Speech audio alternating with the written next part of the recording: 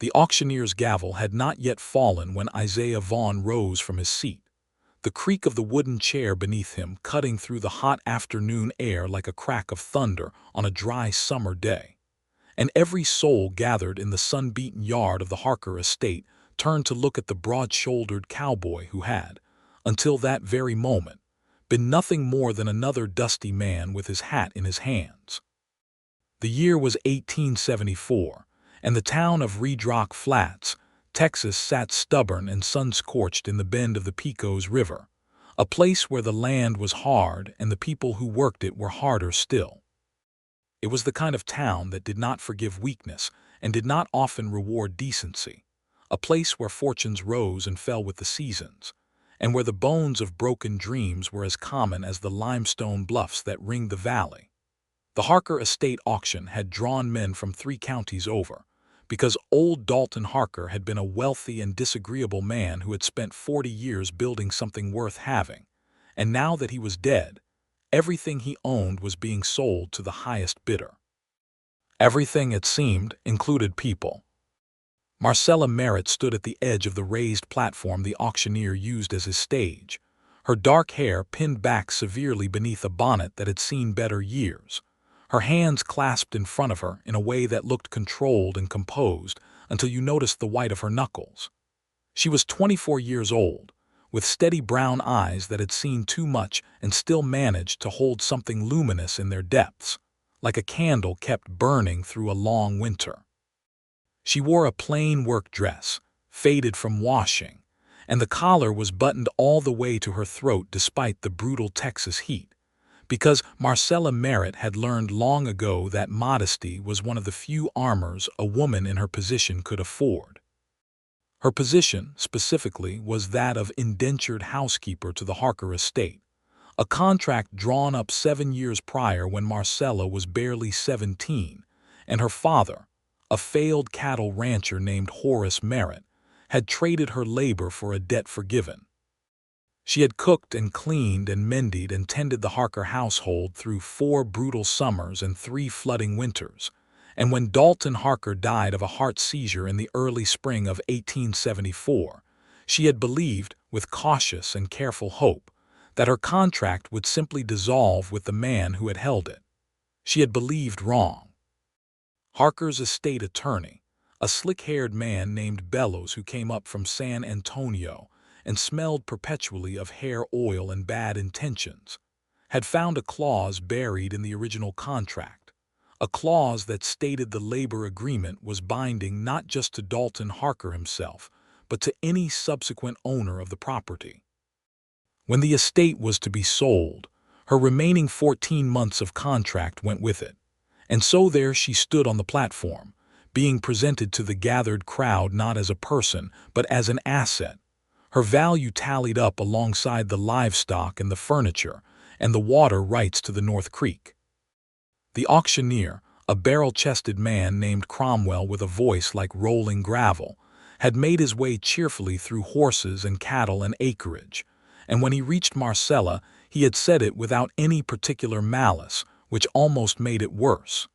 He had simply said, "She comes with the property," and gestured toward her with his gavel as though she were a particularly fine sideboard. And that was when Isaiah Vaughn stood up. He was 31 years old, lean and weathered in the way that men who worked cattle in open country became lean and weathered, with dark hair that curled slightly at the temples where the sweat had dampened it, and a jaw that could have been cut from the same limestone as the surrounding bluffs. He had come to the auction with the intention of bidding on the North Pasture acreage and possibly the small hay barn, because he had been building his own modest cattle operation on the neighboring property for 3 years, and the extra land would have been useful. He had not come looking for trouble, and he had certainly not come expecting to feel the kind of cold, clear anger that moved through him like water through a broken dam when he saw Marcella Merritt standing on that platform with her white-knuckled hands and her burning, dignified eyes. "No, she does not," Isaiah said, and his voice was quiet enough that the people nearest him had to strain to hear it, but there was something in the quality of that quiet that made every conversation in the yard fall away immediately. Cromwell the auctioneer blinked. He was not a man accustomed to interruption. "I beg your pardon, sir." Isaiah settled his hat back on his head and looked at the auctioneer with the patient, level expression of a man who has made a decision and does not intend to revisit it. "I said no, she does not. A woman is not property. She does not come with anything." There was a murmur that moved through the assembled crowd, part discomfort, part curiosity, and part the particular relish that people take in watching someone else cause a scene they themselves lack the nerve to cause. Waylon Briggs, the most likely buyer for the whole estate, a cattle baron from Abilene with a red face and small eyes, shifted heavily in his chair and looked at Isaiah with the expression of a man whose entertainment is being disrupted. "Son," Briggs said, addressing Isaiah with the casual contempt of a man who was accustomed to his money doing his speaking for him, "I don't know who you are or where you came from, but there are legal documents backing up what the auctioneer just said. The contract is binding." "I know something about contracts," Isaiah said, and he turned his gaze to Bellows the attorney, who had gone somewhat pale. "And I know that a contract that treats a free woman as a commodity is not a contract any decent court is going to uphold." Bellows cleared his throat. "The clause is entirely standard for indentured labor agreements of this kind, and I assure you," Isaiah said, cutting him off without raising his voice, "that if you put that clause before Judge Hartwell in the Reed Rock Flats Circuit Court, he will throw it out before you finish reading the first paragraph." The crowd murmured again. Judge Hartwell was, in fact, a man known for his principled opinions about labor law, a holdover from the Reconstruction-era appointments, and there was general awareness among the assembled crowd that Isaiah Vaughn was probably right about how that conversation would go. Marcella had not moved during any of this. She stood on the platform and watched the man who had risen to his feet on her behalf with an expression that was difficult to read, a careful, measuring look, as though she was trying to determine whether this unexpected intervention was going to make her situation better or considerably worse. She had learned not to trust easy rescues, because the men who offered them in Reed Rock Flats generally wanted something in return that she was not prepared to give. Cromwell, the auctioneer, looked between Isaiah and Briggs and Bellows with the expression of a man who had expected to be done before sundown, and was now watching that possibility slip away. "Perhaps," he said carefully, "we might pause and allow the interested parties to consult with the estate attorney privately before." "There is nothing to consult," Briggs said, his red face growing redder. "The contract stands, the sale proceeds, and this cowboy can sit back down before I have him removed." Isaiah looked at Briggs for a long, steady moment. He did not sit down. "Miss Merritt," he said instead, turning to address her directly, and something about the simple act of using her name, of speaking to her as a person in the middle of all this talk about contracts and clauses and assets, made Marcella draw in a slow, careful breath. "Do you wish to honor this contract?" The yard went very quiet. Marcella's brown eyes moved from Isaiah to Cromwell to Bellows to Briggs and back to Isaiah again. She understood that her answer in this moment was the most consequential thing she might say, and she also understood that this man, this stranger with his quiet voice and his decisive posture, had just handed her something she had not expected to be given. He had handed her the right to be asked. "No," she said, and her voice was clear and steady as a bell struck in still air. "I do not." The eruption of conversation that followed was immediate and chaotic, and in the middle of it, while Briggs was shouting at Bellows and Cromwell was banging his gavel, and three men near the back were placing bets on the outcome, Isaiah Vaughn crossed the yard to the platform where Marcella stood and looked up at her with the particular expression of a man who has just done something that surprised even himself. "I apologize if I overstepped," he said. "I did not ask your permission before I opened my mouth." Marcella looked down at him from the platform, and despite herself, despite every careful thing she had constructed around herself over 7 years of hard living, she felt the corner of her mouth move. "You did not," she agreed, but I find I do not mind it this once." He offered her his hand to step down from the platform, and she took it. The chaos of the auction yard settled into a prolonged and acrimonious legal argument that kept Bellows and Briggs occupied for the better part of the afternoon. Isaiah had, in the meantime, quietly arranged for Marcella to wait in the shade of the Harker farmhouse porch while he located Judge Hartwell, who happened to be in town for reasons unrelated to the auction, and who, upon reviewing the contested clause with his customary directness, declared it unenforceable under Texas law with a brevity and finality that left Bellows looking as though he had been struck by something heavy and unexpected. The contract, the judge said, could not legally compel an adult woman to transfer her labor against her will to a new property owner who had not been party to the original agreement. The clause was void. Marcella Merritt was free. It was late afternoon, the sun going amber and long-shadowed over the limestone hills, when Isaiah found her still sitting on the farmhouse porch with her hands folded in her lap and her eyes on the middle distance. He settled himself on the porch step below her, tipped his hat back on his head, and said nothing for a moment because he sensed that she was the kind of woman who needed silence to feel safe before she would offer words. He was right about that. After a while, Marcella said, "You know Judge Hartwell?" "I do," Isaiah said. "We have a passing acquaintance. He's a fair man. You were confident he would rule as he did." "Reasonably confident," Isaiah allowed.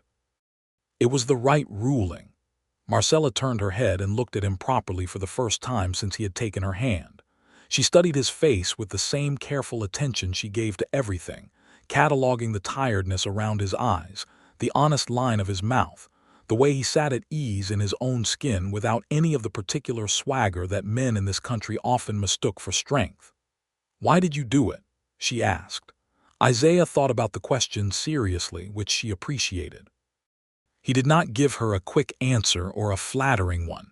He looked out toward the hills where the light was going gold, and after a moment he said, "Because it was wrong." And because no one else was standing up. It was not a romantic answer. It was not an answer designed to impress her or to make her feel indebted to him.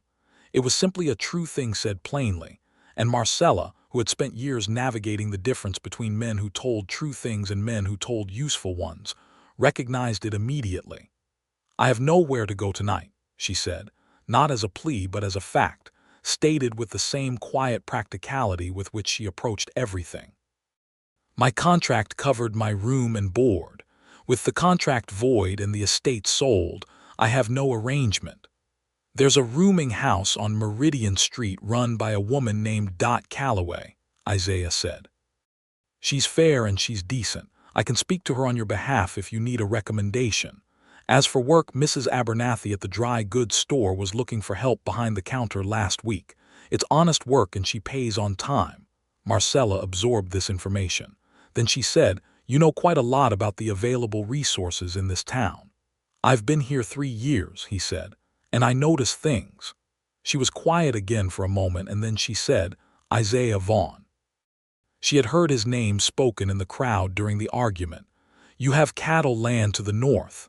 "The Vaughn quarter section, yes. It's not much yet, but it's mine free and clear."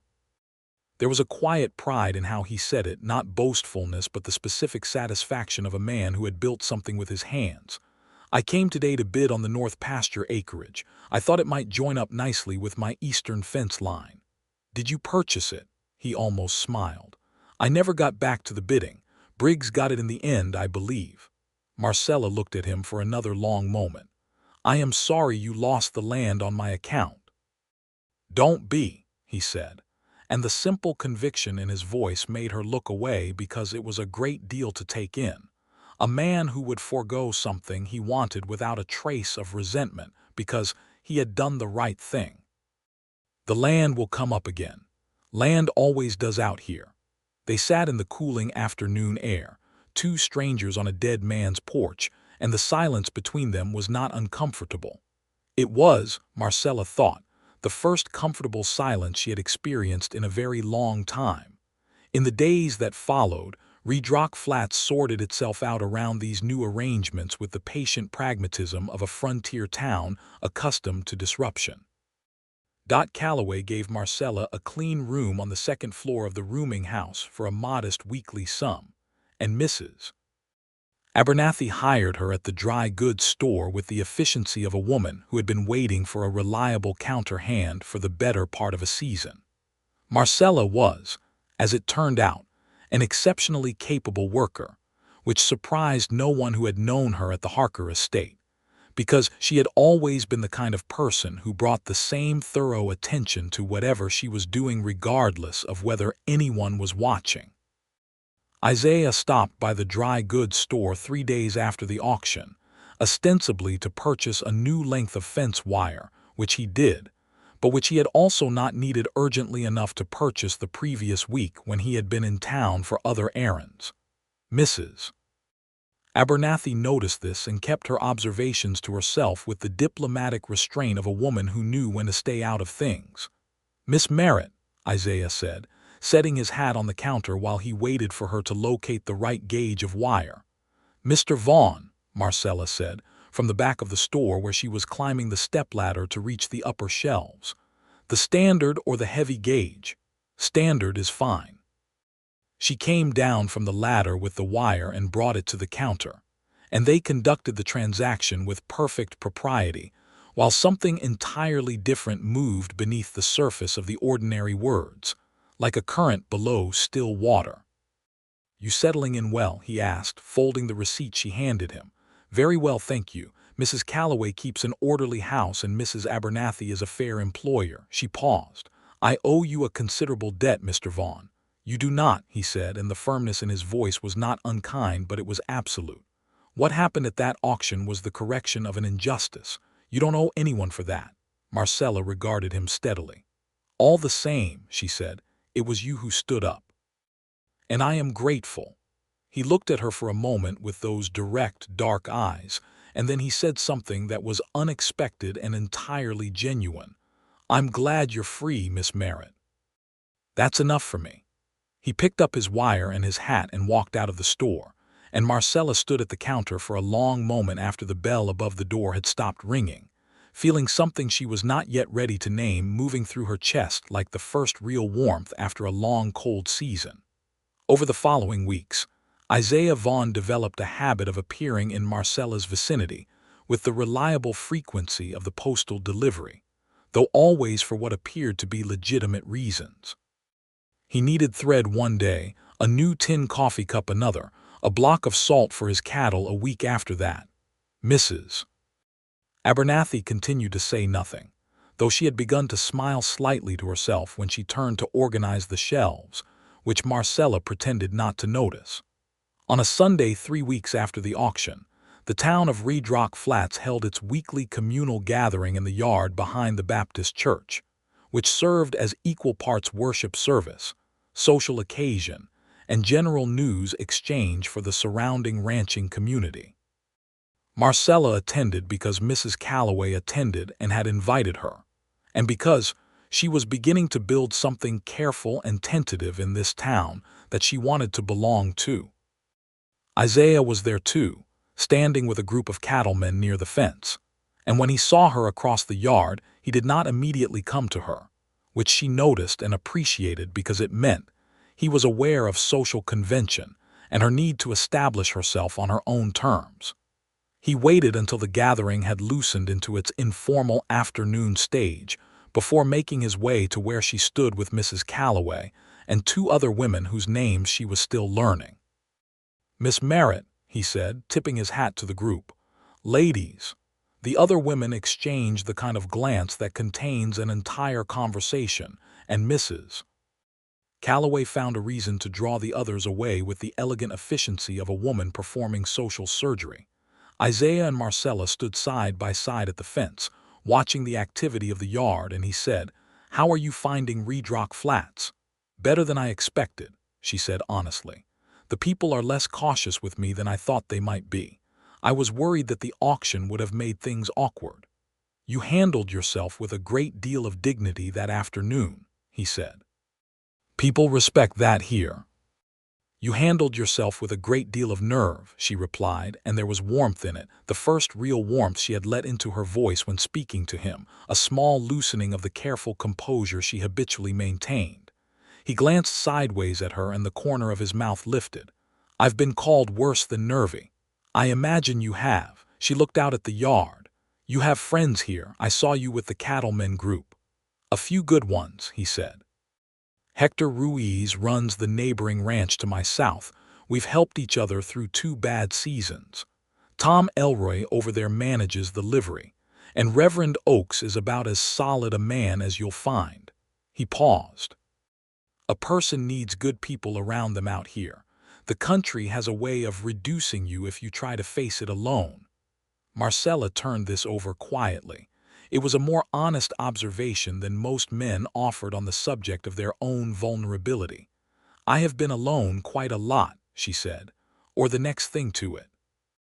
"I know," he said, and the simplicity of it, the acknowledgement without pity, without the kind of performative sympathy that was really just a form of condescension, struck her square in the chest.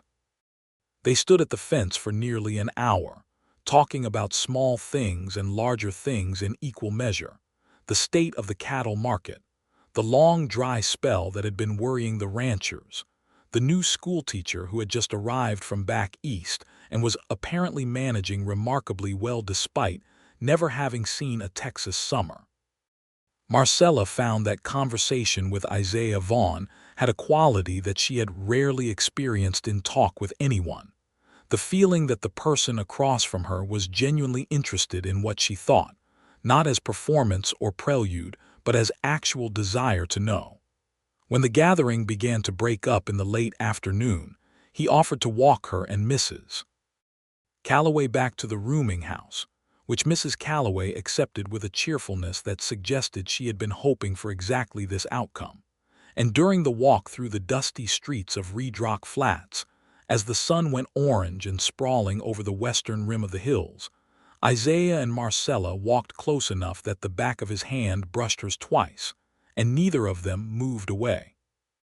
Summer deepened into its most punishing weeks, and Red Rock Flats settled into the particular rhythm of a cattle town in August, slow and pressed flat by the heat during the days, stirring to life in the cooler evenings. Marcella had by now been working at the dry goods store for nearly 2 months, and she had acquired, with the same quiet thoroughness she brought to everything, a solid working knowledge of the inventory, the regular customers, their preferences and their credit standings, and the particular way Mrs. Abernathy liked the ledger organized, which was different from the way most people organized ledgers, but which turned out, once you understood the system, to be extremely efficient. Isaiah's visits to the store had not decreased, though the fence wire and salt blocks and tin cups had been replaced over time by more transparent excuses, and eventually, in the second month, by no pretense at all. He would come by in the late afternoon when the store traffic had quieted and lean on the counter, and talk with her, while Mrs. Abernathy very pointedly organized things in the back room. And these conversations had become the best part of Marcella's days in a way that she had stopped trying to rationalize. She had not, however, allowed herself to move toward him, because she was a woman who had learned through experience to be careful about hope, and because she understood that she was still finding her footing in a life she had only very recently been allowed to construct on her own terms. She did not want to build on ground that was not yet fully solid. Isaiah, for his part, moved slowly, with the deliberate patience of a man who understood that certain things could not be rushed, and who did not want to rush them because he had begun to understand that what he felt for Marcella Merritt was not the kind of thing you treated carelessly. He had liked women before, had even thought once or twice in his past that he might be heading toward something lasting, but this was different in a way he could feel in his hands, a steady certainty rather than a passing heat, and he treated it with the same serious attention he gave to anything that mattered. It was Hector Ruiz who said to him, one evening over coffee and cards at the Ruiz Ranch kitchen, "Isaiah, That woman at the dry goods store is the best thing that has come along in this valley in a decade. And if you don't make your intentions clear before some other fool does, you will deserve whatever you get." Hector's wife, Pillar, who was stirring something on the stove and had her back to the room, said, "He is right, you know," without turning around. Isaiah looked at his cards. "I know," he said. "Then what are you waiting for?" Hector asked. Isaiah set his cards down. "I'm waiting for her to be ready," he said. "She's had enough of people making decisions about her life without asking. I'm not going to be another one of those." Pillar turned from the stove and looked at him with the particular expression of a woman who has revised her opinion of a person upward significantly, and Hector leaned back in his chair and said, "All right, that is actually a good answer." The shift came, as these things sometimes do, not through any grand gesture but through a small and ordinary crisis. It was a Thursday afternoon in late August when a man Marcella recognized from the auction yard came into the dry goods store. His name was Lester Crane, and he had been one of Briggs's men at the estate sale, a wide, florid man with a self-satisfied way of occupying space, and he came in now with the particular confidence of a man who believes that his employer's wealth means his own behavior requires no moderation. He looked around the store until he found Marcella behind the counter, and then he walked to her with a broad, unpleasant smile and leaned both elbows on the counter. "Well," he said. "The famous Marcella Merritt, Mr. Briggs sends his regards." "Good afternoon," Marcella said with her customary composure. "What can I get for you?" "Briggs wants you to know that his offer still stands," Crane said. "He purchased the Harker estate. He's got a full household to run and he needs a capable housekeeper. He'll honor the original rate and upgrade the contract conditions." "Please tell Mr. Briggs that I am not looking for a new position," Marcella said. "He's offering good money," Crane said, and his tone shifted in the way that meant the pleasant stage of the conversation was finished. "I have good work," Marcella said steadily. "I am not interested in Mr. Briggs's offer." Crane straightened up and looked at her with the particular look of a man recalibrating his approach. "You know, a woman in your position ought to be more practical. You don't have family here, you don't have land, you don't have a husband. Briggs is offering you security." "I am quite capable of providing my own security, thank you." The composure in her voice was extraordinary, a deliberate, practiced thing that cost her something to maintain. It was at this moment that the bell above the door rang and Isaiah came in, reading the situation with the swift accuracy of a man whose work required constant assessment of his surroundings. He took in the set of Marcella's shoulders, the posture of Crane, and the particular quality of silence in the room, and he walked to the counter and stood beside Marcella with a casualness that was entirely deliberate. "Lester," he said, in the same quiet, even tone he had used at the auction. Crane looked at him, and the calculation behind his eyes was visible. Isaiah Vaughn had a reputation in Redrock Flats that had been established well before the auction and confirmed by it. A man who was not looking for conflict but who did not back away from it, and who had a particular talent for being right about things, which was more dangerous than being merely stubborn. "Vaughn," Crane said. "The lady said she's not interested," Isaiah said. "That's a complete answer." A moment stretched between the three of them, and then Crane picked up his hat from where he'd placed it on the counter and said, "Briggs won't forget this." "He's welcome to remember it however he likes," Isaiah said, and watched Crane walk out of the store. The bell above the door rang again and then settled into silence. Marcella was quiet for a moment, and then she turned her head and looked at Isaiah, and something in her careful expression had shifted, some last small reservation giving way beneath the weight of accumulated evidence, and when she spoke her voice was softer than usual. "You keep doing that," she said. "Doing what?" "Standing up," she said, without being asked. Isaiah looked at her, and his expression was open in a way that men in this country rarely allowed themselves to be, a frank and honest openness that made her throat feel strange. "Marcella," he said, using her given name for the first time, and the sound of it in his voice was different from the careful Miss Merritt of their previous conversations. different in a way that she felt rather than heard. I have been trying to go slowly because I did not want you to feel as though I was rushing you towards something you weren't ready for. But I want to say plainly that I think about you a great deal and that I would very much like, if you are willing, to call on you formally. If that is not something you want, I will respect that entirely and nothing between us will change.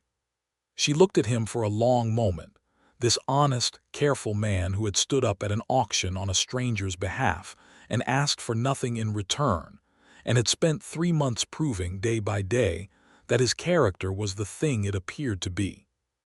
"I am willing," she said and smiled, and it was the first full, unguarded smile he had seen from her, bright and genuine, and transforming her careful face into something luminous.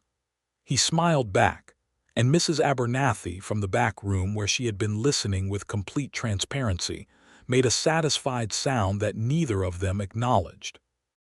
The formal courtship of Isaiah Vaughn and Marcella Merritt became one of the quiet ongoing narratives of Redrock Flats through the turning of that summer into fall. Isaiah called on her Sunday afternoons at the rooming house, and they walked the town's perimeter roads in the long slant of the evening light. And these walks became known to the townspeople, who observed them as a fixture of the Sunday landscape, like the church bell and the cattle coming in from the northern pastures. They talked during these walks in the continuous, exploratory way of two people who are genuinely interested in each other, and who have been given the rare gift of time to learn each other properly. Marcella told him about her childhood in the hill country before her father's failures, about her mother who had died when she was 12, and whose memory she carried with her with the careful reverence of something irreplaceable. She told him about the years at the Harker estate with the unsentimental directness she brought to difficult things, not dwelling but not omitting either, because she had decided that if Isaiah Vaughn was going to know her, he was going to know her honestly. Isaiah told her about growing up on a hardscrabble farm in East Tennessee, about the war that had taken his father and 2 brothers before he was old enough to fight himself, about the long western migration that had been part grief and part ambition, and about the years of drifting ranch work that had eventually brought him to Redrock Flats, where he had, after a sustained period of saving every dollar that did not need to be spent on food, purchased his quarter section and begun building the thing he had been building toward without quite knowing it. What were you building toward? She asked him one evening, the autumn air cool enough now that she had her wool shawl around her shoulders, and the stars were coming out overhead with the particular clarity of a Texas fall sky. He considered the question with his usual seriousness. "I told myself it was just land," he said. "Something solid, something that could not be taken away from a man the way the war took things away from people, the way circumstances take things away." He paused. "But I think now that the land was really just the foundation. I didn't know yet what I was building on top of it." She looked at him in the starlight. "And do you know now?" He looked back at her with that steady, direct gaze and said, "I have a very good idea." She reached over and put her hand over his where it rested on the fence rail beside her, and he turned his hand over and laced his fingers through hers, and they stood like that for a long time in the cool autumn evening without needing to say anything else. September brought a problem.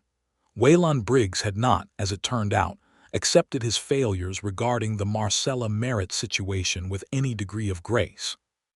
He was a man who had made his fortune in an era when the word of the powerful was the only law that mattered, and the reconstruction had been an ongoing irritation to him, a disruption of an order he considered natural.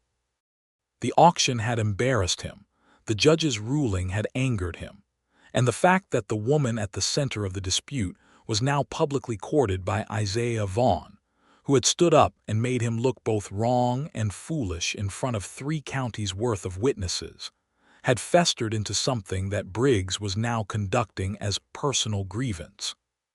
He had purchased the Harker estate, and the Harker estate included the north pasture acreage that Isaiah had intended to bid on, and Briggs now chose this acreage as his arena. He moved his cattle fence 8 feet west of the legal property line, encroaching on the eastern edge of Isaiah's land. And he did it while Isaiah was away for 3 days helping Hector Ruiz manage a creek flooding situation on the Ruiz South pasture. Isaiah came back to find his fence cut and Briggs's cattle grazing on his eastern field. He did not respond with violence, because he had not built 3 years of careful work to throw it away in a moment of provocation that was clearly designed to produce exactly that response. He rode to town instead and consulted with Judge Hartwell, and then he sent a formal letter to Briggs through the circuit court, documenting the fence relocation and the property line violation with the survey records he had on file. Briggs's response was to send Crane and 2 other men to deliver a countermessage that was both informal and unambiguous, that Isaiah should consider selling his quarter section and relocating his operation, and that men who made things difficult for Briggs in Reed Rock Flats tended to find life in Reed Rock Flats increasingly difficult in return. Isaiah read the message, thanked the man who delivered it politely, and went to find Hector Ruiz. Marcella heard about all of this from Mrs. Calloway, who heard everything that happened in Reed Rock Flats within approximately 4 hours of its happening, and she went to find Isaiah herself. Arriving at the Vaughn ranch in the borrowed buggy she had hired from Tom Elroy at the livery, which was the first time she had ever come to his property, and which she did without announcing herself because the situation, in her judgment, did not permit the delay of formality.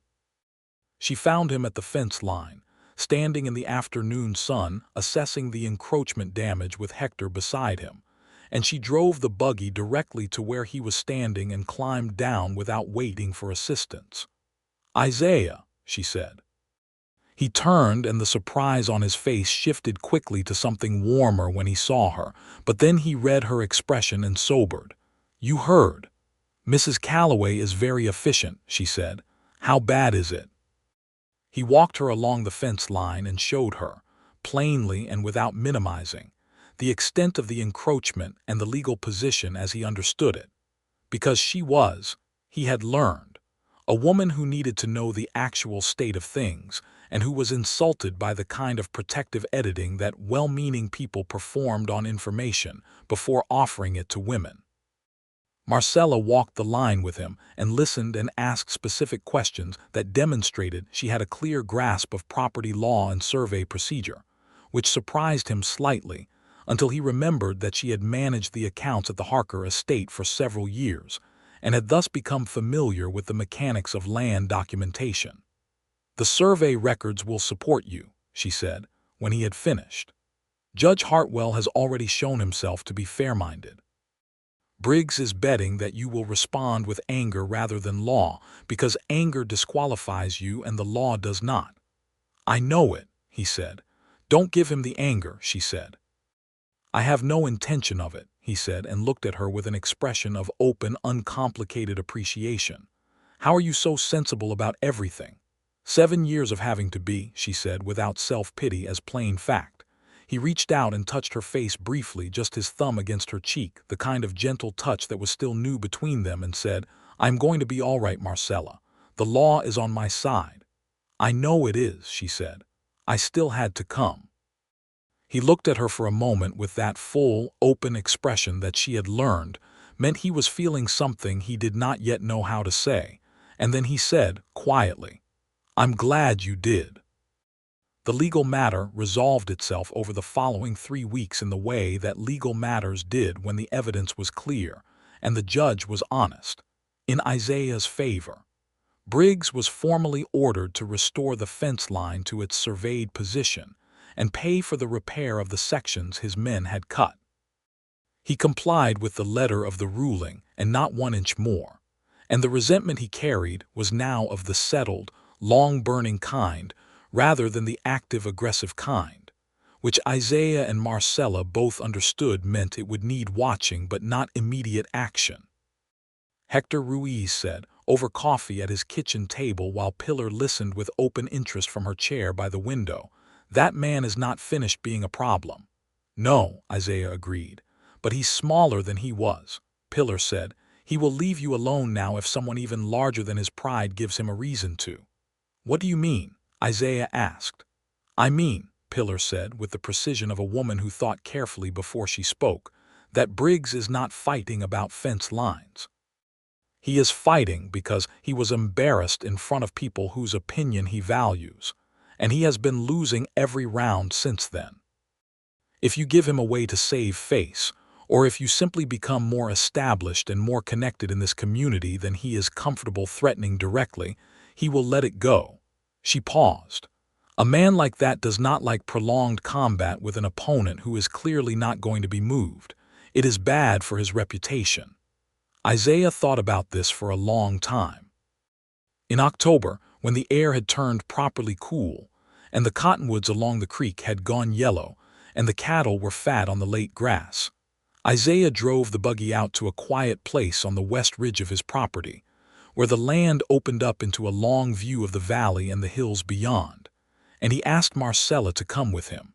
And she did, and they sat on the ridge in the afternoon light, with the valley spread below them in its autumn colors. He had been planning this for 2 weeks, and he had discussed it with no one, which was not usually his approach to important decisions, because he was a man who valued counsel. But this was the one thing in his life he wanted to do entirely out of his own heart without any outside choreography. He reached into his coat pocket and took out a ring that had been his mother's, a simple gold band with a small garnet set in it, worn smooth by the years she had worn it. And it was not an expensive piece by the standards of jewelry, but it was the most valuable thing he owned, and he had carried it across 2 states in 8 years without ever finding a reason to stop carrying it until now. "Marcella," he said, turning to face her on the blanket they'd spread on the ridge grass. She looked at the ring and then at his face, and the quality of her stillness was different from her usual careful composure. It was the stillness of someone who has been handed something so entirely what they needed that their whole system has had to pause to accommodate it. "I want you to know first," he said, "that I am not asking you this because I want anything from you or because of any practical consideration. I am asking you because you are the most extraordinary person I have encountered in my life, and because the world is a better thing with you in it, and because I want, if you will have me, to be in your world and to have you in mine, for as long as we are given."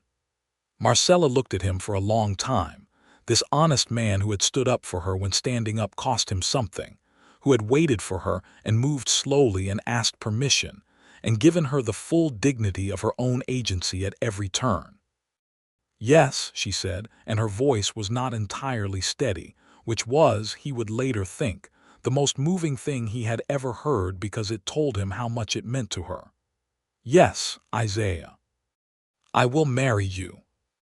He put the ring on her hand and she looked at it in the afternoon light, this small garnet in its worn gold band, and she pressed her other hand over it as though she were keeping it warm, and then she looked up at him and he kissed her, and the cottonwoods along the valley creek stood gold against the blue sky, and the cattle moved slow and peaceful in the lower pastures, and Reed Rock Flats went on about its business in the valley below, unaware that on the west ridge of the Vaughn quarter section, 2 people who had found each other in the most unlikely of circumstances were becoming, in the truest possible sense, each other's.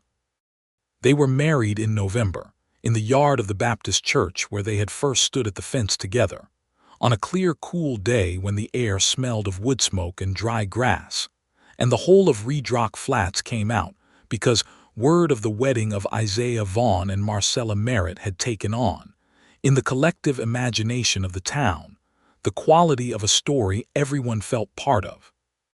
Hector and Pillar Ruiz stood up for them, Hector solemn and proud beside Isaiah, Pillar radiant with warm satisfaction beside Marcella, who wore a cream-colored dress that Pillar had helped her make from the best cloth Mrs.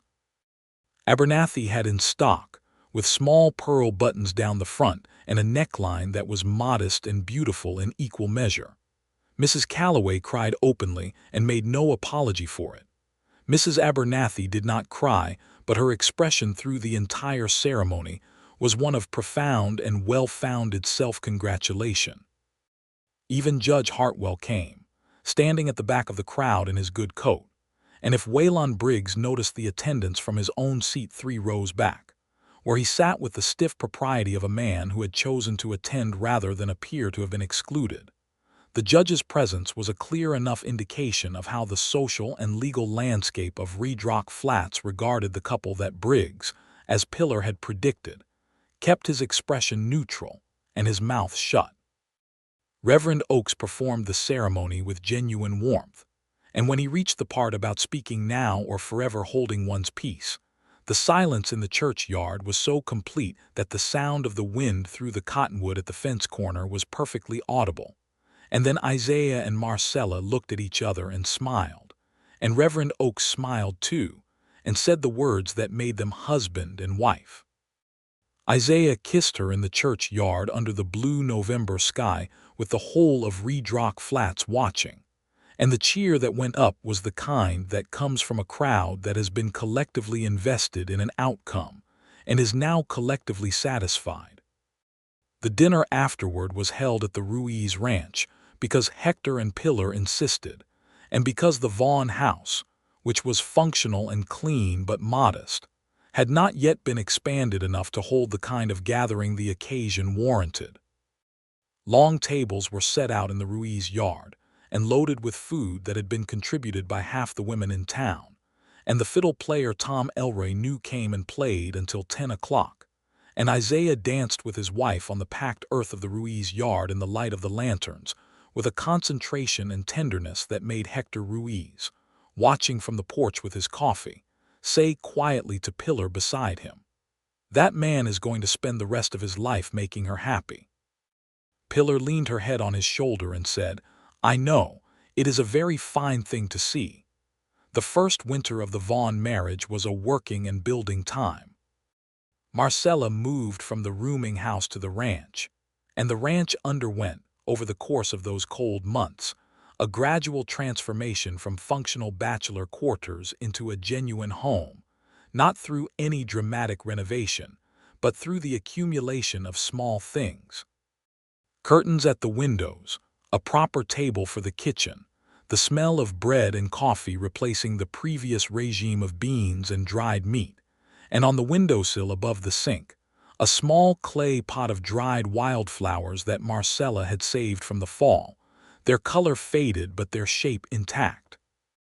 Isaiah watched these changes accumulate with a quiet delight that he expressed primarily through the small, specific actions of a man who is deeply contented with his life. Extra wood brought in before she asked for it, the creak in the kitchen door hinge repaired without being mentioned, the way he poured her coffee first every morning and set it at her place before his own. Marcella, for her part, was finding her way into the ranch's rhythms with the same thorough attention she gave to everything, learning the names and characters of each of the cattle, understanding the seasonal logic of the grazing rotation, sitting at the table in the evenings with the ledger and the accounts, and bringing to them the same precise intelligence she had applied to the dry goods store inventory. She was also, for the first time in her adult life, making decisions that belonged entirely to her, without a contract or a debt or an obligation to anyone else's priorities, and the particular quality of freedom this produced in her was something that expressed itself in small, unexpected ways. A laugh that came more easily than it used to, an opinion offered without the prior calculation of whether it was safe to offer, a willingness to sit on the porch in the last light of a winter afternoon and simply be still without any agenda at all. Isaiah saw all of this with enormous satisfaction, because he understood that what he was watching was not a woman becoming someone new, but a woman becoming more completely herself, and the person she was becoming, as she shed the necessary cautions of her former circumstances, was even more extraordinary than the already remarkable woman he had married. They talked in the evenings by the fire about everything, about the ranch and the cattle market and the weather, about Hector and Pillar and the slow news of the town, about the book Marcella was reading, borrowed from the new schoolteacher Miss Parks, who had turned out to be a remarkable young woman with a lending sensibility, about Isaiah's plans for the spring expansion, and about the letter he had received from his remaining family back east. One February evening, while the wind came off the plain with a particular persistence, and the fire in the grate was working hard to keep the room warm, Marcella set down her book and said, "I think we should plant an orchard in the spring." Isaiah looked up from the survey map he was studying. "An orchard? On the south slope below the house," she said. "The soil is good there and it faces east, which means it gets the morning sun. Apple trees mainly, and maybe 2 or 3 peach trees if we can source the stock. Hector has a contact in San Antonio who might be able to get us some decent varieties." He set down the map and looked at her with the expression that meant he was fully present in the conversation and genuinely thinking about what she'd said. "That's a 10-year investment before you see real production." "I know," she said. "I am planning to be here for more than 10 years. He looked at her across the fire, and the certainty and contentment in her voice, the simple, profound claim of the future implied in those quiet words, moved him in a way that went straight past thought into something deeper. "Then let's plant an orchard," he said. March came, and with it the particular energy of a ranch preparing for spring work, calving and branding and the mending of fences damaged by winter, and the assessment of what the pastures would support in the new season. Isaiah expanded his operation that spring with the purchase of 20 additional head, a decision Marcella had helped him map out financially over the winter months, and the Vaughn ranch entered 1875 in a position that was noticeably stronger than it had been the previous year. And in March, Marcella told him she was expecting. She told him at breakfast, setting the news down between them along with his coffee and the morning bread in the matter-of-fact way she delivered important things. Though her eyes were bright and watchful in a way that told him the matter-of-fact delivery was a form of armor against the possibility that the news might land badly. He looked at her across the table, and then he stood up and she stood up too, and he put his arms around her and held her in the morning kitchen light for a long time without saying anything, and then against her hair he said, "Marcella." "Yes," she said. "Are you happy?" he asked. She pulled back enough to look at his face, and what she found there was what she had hoped to find, joy unmixed and simple and genuine. "Yes," she said. "Are you?" He laughed, which she had not quite expected, a full, warm laugh of complete, uncomplicated joy, and said, "I am the happiest man in the whole of Texas."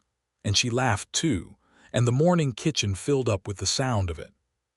The pregnancy altered the rhythm of the ranch in the ways that pregnancies always have, requiring adjustments and accommodations, and Isaiah approached these with the same earnest thoroughness he brought to every challenge, which Marcella found both touching and occasionally somewhat much, as she told him frankly when he suggested that perhaps she should not climb the ladder to hang the new kitchen shelf in her current condition.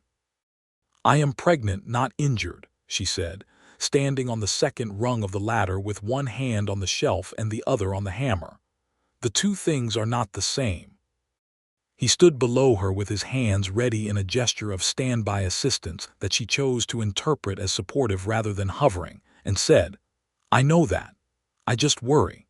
She looked down at him from the ladder, this man who worried about her on ladders and brought in extra firewood before she asked, and poured her coffee first every morning, and the love she felt for him at this particular moment was so large and so specific that it was almost difficult to contain. "I know you do," she said more gently, "and I am glad of it, but let me hang my shelf." He let her hang her shelf. Waylon Briggs departed from the story of Redrock Flats that spring in a manner that was almost anticlimactic given the trouble he had caused. His Abilene cattle operation suffered a catastrophic drought loss that season, the worst in a decade, and the combination of that loss and what turned out to be some highly questionable financial practices regarding borrowed money brought his empire down faster than anyone in the valley expected. He sold the Harker estate in June at a loss, packed his household, and left for Kansas, and the last anyone in Redrock Flats heard of him, he was starting over in a smaller way in a smaller town that did not know his history, which seemed to them a more fitting end to his story than anything a court might have arranged. Lester Crane left with him, which meant that the particular unpleasantness he represented also departed, and the general consensus in Reed Rock Flats was that the community had gotten cleaner.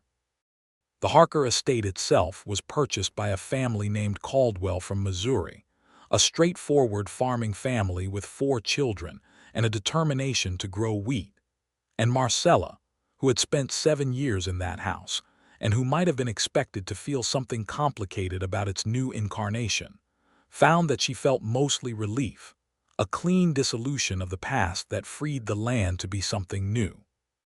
She told Isaiah this one evening, and he listened and then said, "Is there anything from that time you want to keep?" She thought about it.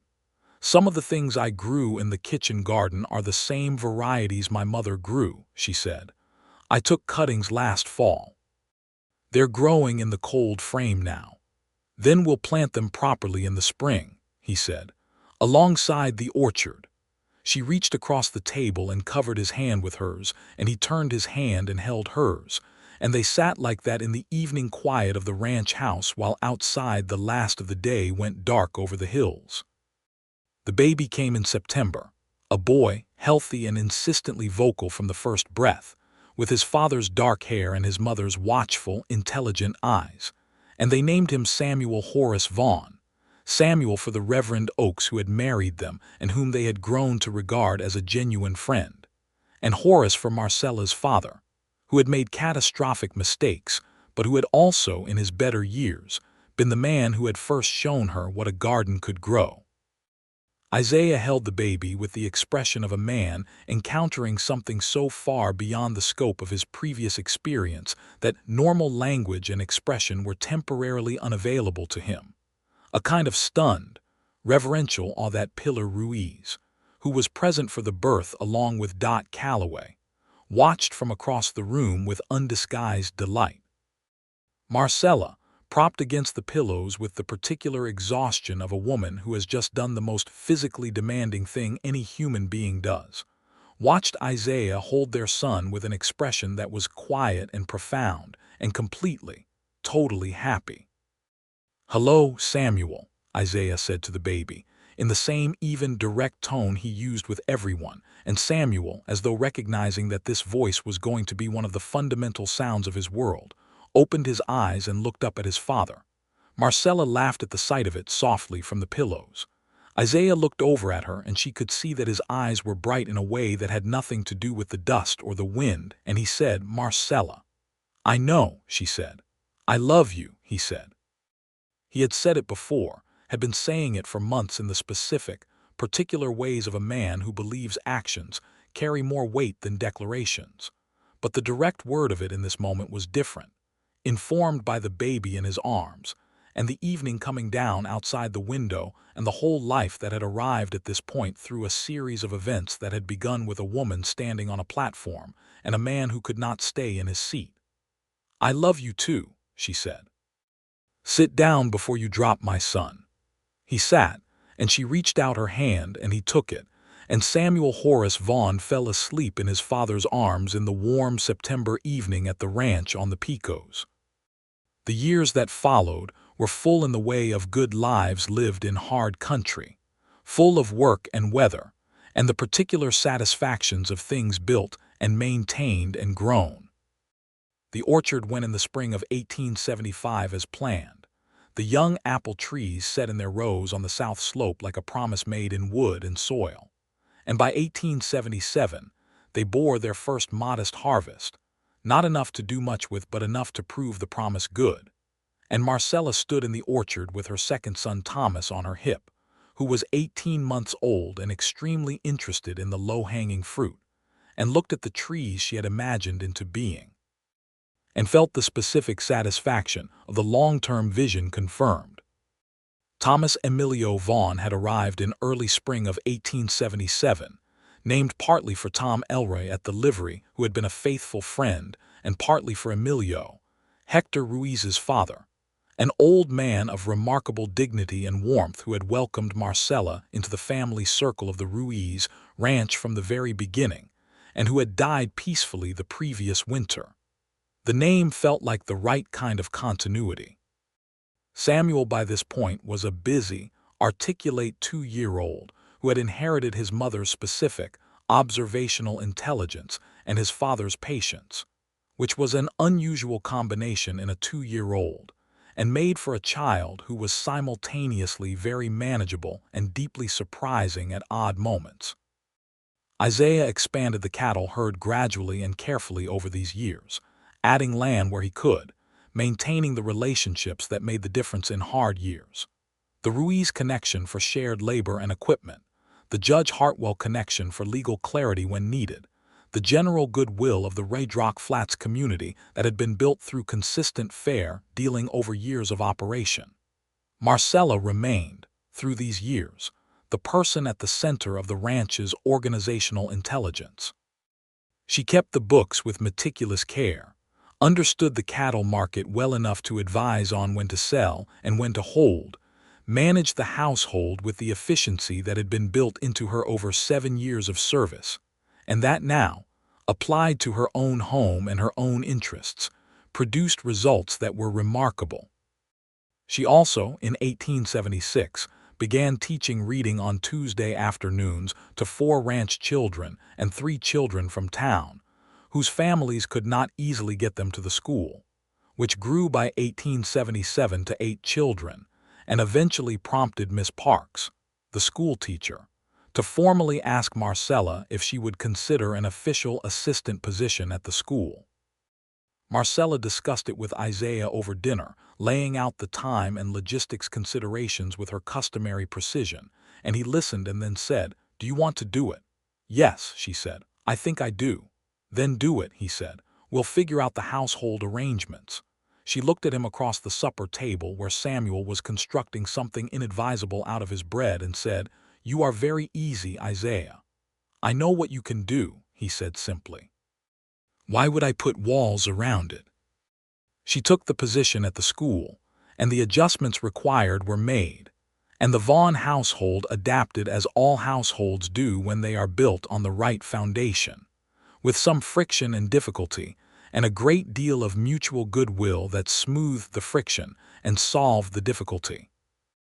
In the spring of 1878, a drought year that tested every operation in the valley, the Ruiz Ranch South Creek dried up entirely, and Hector faced the prospect of moving his herd to drier pasture or sharing water access with a neighbor. Isaiah, without being asked, opened the North Creek access on the Vaughn property to the Ruiz cattle for the duration of the drought, which Hector received with an emotion too deep for easy expression, and which he expressed primarily by spending 3 solid weeks helping Isaiah repair the Vaughn barn roof that had been needing attention since the previous winter. Pilar Ruiz, watching the 2 men on the roof from the Vaughn porch where she sat with Marcella and the children in the late afternoon, said, "They will be doing this for each other until they are old men." "I hope so," Marcella said, watching Isaiah laugh at something Hector had said, the sound of it carrying down from the roof with the ease of a man who is entirely comfortable in his life. "There are worse things to see in the world than 2 good men being good to each other."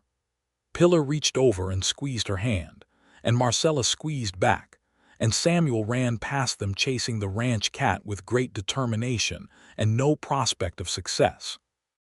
By 1880, the Vaughn Ranch was one of the more established operations in the Raydrock Flats area, not the largest, because Isaiah had never been interested in the kind of empire building that destroyed men like Briggs, but solid and respected and productive.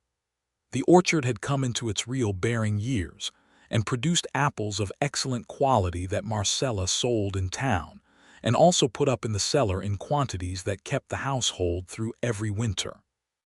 The kitchen garden along the south wall of the house grew the same plant varieties that Marcella's mother had grown, the seedlings that had traveled from the Harker cold frame to the Vaughn soil, and every year they came back with the reliable and moving constancy of growing things that know where they belong. Samuel was 5, old enough to be his father's dedicated shadow during morning ranch work, trotting alongside Isaiah on his small legs, with the focused, serious expression of a boy who understands that he is learning something important. Thomas was 3, and in the phase of being equally devoted to everyone and utterly fearless, which meant he required constant surveillance and generated continuous excitement. Marcella was expecting their 3rd child, due in the summer, and the household hummed with the particular energy of a family that has achieved its rhythm and is adding to it with confidence. The baby that summer was a girl. They named her Clara June Vaughn, Clara for Marcella's mother, whose full name had been Clara Annette, and June for the month she arrived, and she had Isaiah's dark curling hair and Marcella's brown eyes, and from the first hours of her life she had the particular quality of alertness that suggested she was going to be a person who noticed everything. Isaiah held her in the evening light of the bedroom and said, "Hello, Clara," in the same direct, even tone he used with everyone, and Clara opened her eyes as Samuel had once opened his, and looked up at her father with an expression of serious evaluation. "She's deciding if she approves of you," Marcella said from the pillows, with the warm, amused exhaustion of a woman who has been through this before and knows exactly how it goes. "And," Isaiah said. Marcella watched Clara, who had taken a firm hold of Isaiah's finger, which in her experience was a decisive indicator. "I believe she does," she said. He looked down at his daughter with an expression of love so open and uncomplicated that it seemed to fill the room, and then at his wife, and the look that passed between them in the warm evening contained the whole accumulated weight and sweetness of their life together. The auction yard and the platform and the quiet voice that had said no she does not, and the Sunday walk along the fence, and the orchard on the south slope, and 7 years of mornings and evenings and seasons and children and work and laughter, and the particular ongoing adventure of 2 people choosing each other, day after day. In the evenings that fall, when the work was done and the children were settled and the ranch was quiet around them, Isaiah and Marcella sat on the porch in the cooling air, as they had taken to doing whenever the weather permitted, and watched the last light go off the hills to the west. The apple trees on the south slope were visible from the porch, their shapes gone soft in the dusk, full of the year's fruit. Marcella had her shawl around her shoulders and her feet on the porch railing, a posture that would have been unimaginable to the woman she had been 7 years ago, and Isaiah had his arm around her, and they sat in the comfortable, specific silence of people who have talked through everything important and still have more to say and do not need to rush the saying. After a while, Isaiah said, "Do you ever think about how it started?" She leaned her head against his shoulder. "At the auction." "At the auction," he agreed. She was quiet for a moment, thinking about the platform and the sun and Cromwell's gravel voice and the extraordinary, improbable sound of a stranger standing up in a crowded yard and saying, plainly and firmly and without any agenda except the simple one of what was right, "No, she does not." "I think about it," she said. "Not with the feeling it used to carry. It's more like a place on a map now, where we started." He pressed his lips to her hair, briefly, in the tender, habitual way of a man with his wife, and said, "It was a very good place to start, all things considered." She laughed softly. "It was a terrible place that ended well." "That's the best kind," he said. The hill country evening came down around them, vast and star-beginning, and from inside the house came the muffled sounds of 3 children in various stages of the resistance that precedes sleep, and the ranch smelled of cattle and grass and the particular clean dryness of a Texas fall, and the woman who had once stood on a platform with white-knuckled hands and burning eyes sat on her own porch with her head on her husband's shoulder and was deeply, permanently, unreservedly home.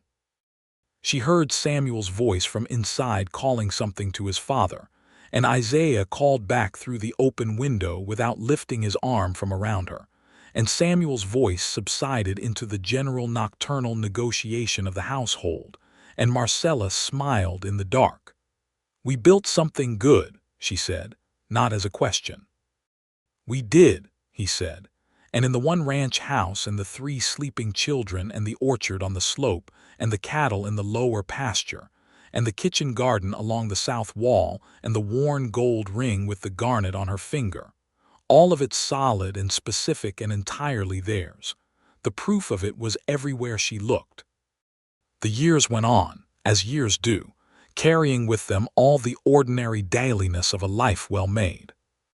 The winter wood laid in, and the spring calves counted, and the summer crops brought in, and the fall apples pressed, and the accounts balanced, and the children measured against the doorframe, and the ranch fence mended, and the kitchen smelling of bread and coffee, and the porch in the evening, and the hill country sky going through all its extraordinary colors, and the 2 of them, Isaiah Vaughn and Marcella Merritt Vaughn, inside all of it, choosing each other every day in the 1,000 small specific ways that constitute a life. Which is the truest and most durable kind of love there is. Samuel grew into a serious, capable boy who preferred books and cattle in equal measure, and who had, by the time he was 8, an opinion about the beef market that was not without merit. Thomas grew into a sociable, warm-hearted boy who collected friends the way his mother collected plant varieties, with specific attention and long-term commitment, and who showed, to everyone's delight, a gift for the fiddle that Tom Elroy spotted and encouraged. Clara grew into a girl of extraordinary perceptiveness, who noticed everything, and said what she noticed with a directness that was entirely her mother's, and that made her father laugh on a daily basis. There was, in the fall of 1882, a 4th child, another boy they named James Ruiz Vaughn, Ruiz for Hector, whose friendship had been one of the constant goods of their life on the Picos, and James arrived with considerable speed and decisive energy, and settled immediately into the family's orbit as though he had always been intended to complete it. Hector and Pillar, who by this point had 5 children of their own ranging from 20 down to 6, stood as godparents to James, and the ceremony at the Baptist church where Reverend Oakes still presided, older and more silver-haired but unchanged in the warmth of his character, was a gathering of everyone who constituted the Vaughn world. The Ruiz family, Tom Elroy and his wife, Miss Parks the schoolteacher who had become a genuine friend, Dot Calloway who still ran her rooming house, and who regarded the whole Vaughn family as a kind of personal achievement, Mrs. Abernathy, who was semi-retired, but still appeared at community occasions, with the authority of a woman who has earned permanent standing. Isaiah stood in the church yard after the ceremony with James in the crook of one arm and Samuel and Thomas at his sides and Clara's hand in his free hand, and Marcella stood beside him in the autumn sunlight with the expression she had worn at their wedding, open and fully there, without reserve, and he looked at her, and she looked at him, and neither of them needed to say anything because everything worth saying was already present in the life around them. The children and the friends and the long sky over the limestone hills and the orchard on the south slope, and the years ahead still full of everything that a life built right contains.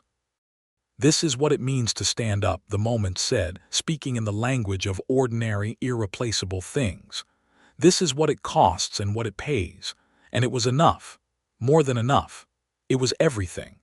The ranch stood for many decades after, the name Vaughn growing into the valley's fabric the way old roots grow into stone, quietly and with permanence.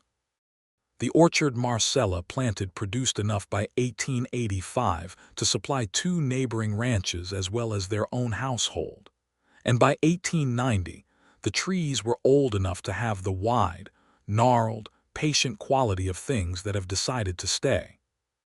Samuel eventually took over the management of the cattle operation with his careful, intelligent eye and his father's patience, and Thomas's fiddle carried its music through every gathering in Reed Rock Flats for 30 years, and Clara became, as everyone who knew her had always suspected she would, the kind of woman who changed things for the better everywhere she went. James grew into a man who combined his mother's precision and his father's character in a way that was entirely his own, and he carried the Vaughn name into the next century with the same unpretentious dignity with which Isaiah had built it. Isaiah and Marcella grew old together on the porch in the evenings, watching the hills go through their colors with the particular appreciation of people who have not taken good fortune for granted, because they remember what it cost. The garnet ring was worn smooth by decades now, fitting her finger with the perfect exactness of something that has been exactly where it belongs for a very long time. He still poured her coffee first every morning. She still told him plainly when he was being overprotective, and he still, quietly, persisted in bringing in extra firewood anyway. And they loved each other in the ongoing, specific, daily way that is the deepest love there is. The auction yard where it had all begun was long since a different thing, repurposed and changed by time as places are.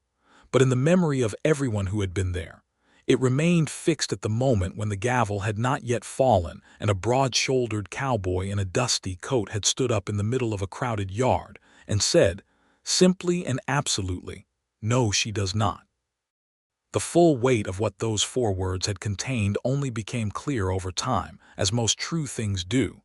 In the orchard on the slope, in the children's voices carrying from the house, in the evening quiet of 2 people who had built something worth building, in the particular, irreducible goodness of a life in which a woman had been asked what she wanted and a man had been willing to give it. It was enough. It had always been enough. It would always be.